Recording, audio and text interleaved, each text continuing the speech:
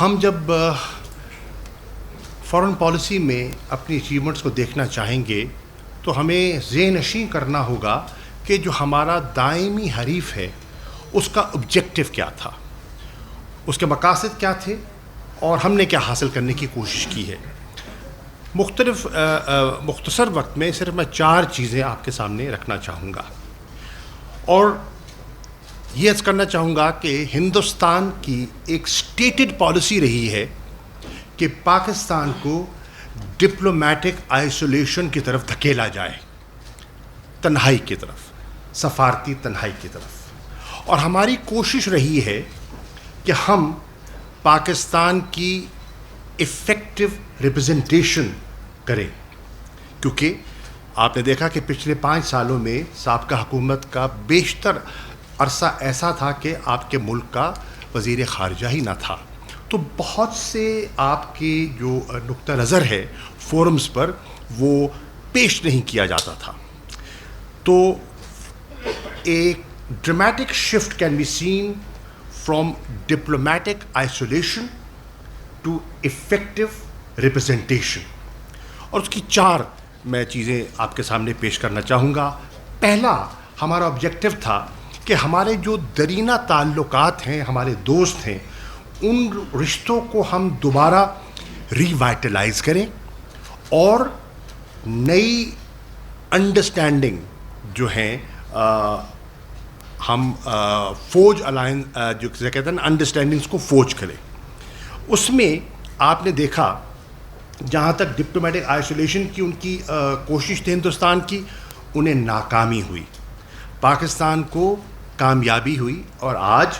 اگر آپ south Asia میں دیکھیں کہ پاکستان نہیں، جتنی ممبر سٹیٹس ہیں وہ ہندوستان کے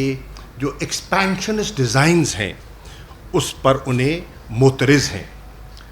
پاکستان تو کہتا ہی رہا، لیکن آج جس شد و مد سے چین ہندوستان کے ایکسپینشنسٹ اور ڈیزائنز کو کوشچن کر رہا ہے، چیلنج کر رہا ہے، اور سٹینڈ آف آپ نے دیکھا لداخ میں، وہ آپ کے سامنے ہے۔ نیپال آج جس طرح جو بالکل ان کے پہلو میں تھا، جس طرح آج ان کو کوشچن کر رہا ہے، ان کی پارلیمنٹ کے ریزولوشن آپ کے سامنے آئے ہیں، آپ کے سامنے ہے۔ بنگلہ دیش جو ہمیشہ ان کے کیمپ میں تصور کیا جا رہا تھا، اور جب سے یہ سٹیزن امینڈمنٹ ایکٹ آیا ہے، NRC آئی ہے، اور جب سے انہوں نے کہا کہ بنگالیوں کو دیمک سے تشبیہ دی ہے، تو آپ نے دیکھا کہ ایک سرد موہری وہاں نمایاں دکھائی دے رہی ہے۔ تو ساؤتھ ایشیا جس سے وہ ہمیں آئسولیٹ کرنا چاہ رہا تھا، آج ہندوستان کو ایک نئی نظر سے دیکھ رہے ہیں۔ ہم نے جو ہمارے درینہ تعلقات تھے ان کو ایک نیا رخ دینے کی کوشش کیا۔ مثال کے طور پہ چین آپ کا ایک دوست، آزمایا ہوا دوست، آپ کی ان کے ساتھ ایک اسٹریٹجک پارٹنرشپ رہی ہے، عرصہ دراز سے رہی ہے۔ ہم نے کوشش کی ہے کہ اپنے نئے حالات کو سامنے رکھتے ہوئے اس اسٹریٹجک پارٹنرشپ کو ایک نیا جو ایک اکنامک پارٹنرشپ میں کنورٹ کریں، from a strategic relationship to an economic partnership, کیونکہ ہم سمجھتے ہیں کہ ہمارا ایک شیئرڈ آبجیکٹو ہے۔ میری رائے میں دنیا بدل رہی ہے، اور پوسٹ کووڈ آپ دیکھیں گے کہ دنیا میں جو آپ فلکس دیکھ رہے ہیں آج، وہ ایک آپ کو واضح پیٹرن ایمرج کرتا ہوا دکھائی دے گا۔ اس کی کچھ شروعات آپ کے سامنے آ چکی ہیں، تو اس کے اندر ہم نے دیکھنا ہے کہ پاکستان اور چین کے جو درینہ تعلقات ہیں ان کو مزید مستحکم کیسے کرنا ہے، اور اس شیئرڈ آبجیکٹو کو آگے لے کے کیسے چلنا ہے۔ اور اس کی ایک زندہ مثال CPEC-2 ہے۔ اس میں واضح ہم نے ہدف طے کیے ہیں، جس میں انڈسٹریل ریلوکیشن ایک ہے، ایگریکلچرل پروڈکٹیوٹی انہانسمنٹ دوسری چیز ہے، پاورٹی ایلیویشن تیسری ہے، اور ہیومن ریسورس ڈیولپمنٹ چوتھی ہے۔ پھر آپ دیکھیں ترکی کے ساتھ بھی آپ کے درینہ تعلقات، بہت عمدہ تعلقات، لیکن ترکی کے ساتھ وزیر اعظم جب وہاں تشریف لے گئے، اسد عمر صاحب بھی تشریف فرما ہیں، تو وہاں لنچ کی ٹیبل پر ایک فیصلہ ہوا کہ ہمارا ایک نیا इकोनॉमिक और फाइनेंशियल अरेंजमेंट, एक फ्रेमवर्क उनके साथ तय होना चाहिए जिससे ट्रेड और इन्वेस्टमेंट्स को प्रमोट किया जाए, वो एक हकीकत बन चुका है। इसके साथ साथ आप देखें, यूरोपियन यूनियन आपका बहुत बड़ा ट्रेडिंग पार्टनर है। आज उसके साथ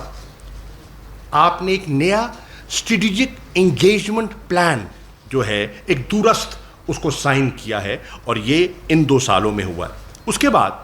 अफ्रीका, एक बहुत बड़ा कॉन्टिनेंट, 1.3 अरब की आबादी,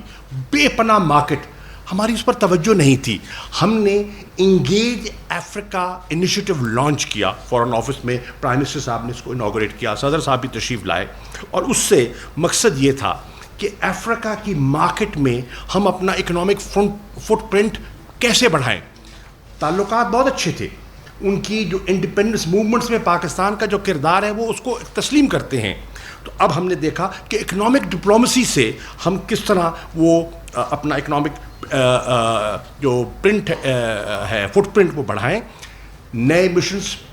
खोले जा रहे हैं और कुछ को अपग्रेड किया जा रहा है। ट्रेड और इन्वेस्टमेंट जो वहाँ हमारे ऑफिसर्स हैं उनको तैनात किया जा रहा है, कई इलाकों से शिफ्ट करके अफ्रीका की तरफ मोड़ा गया है।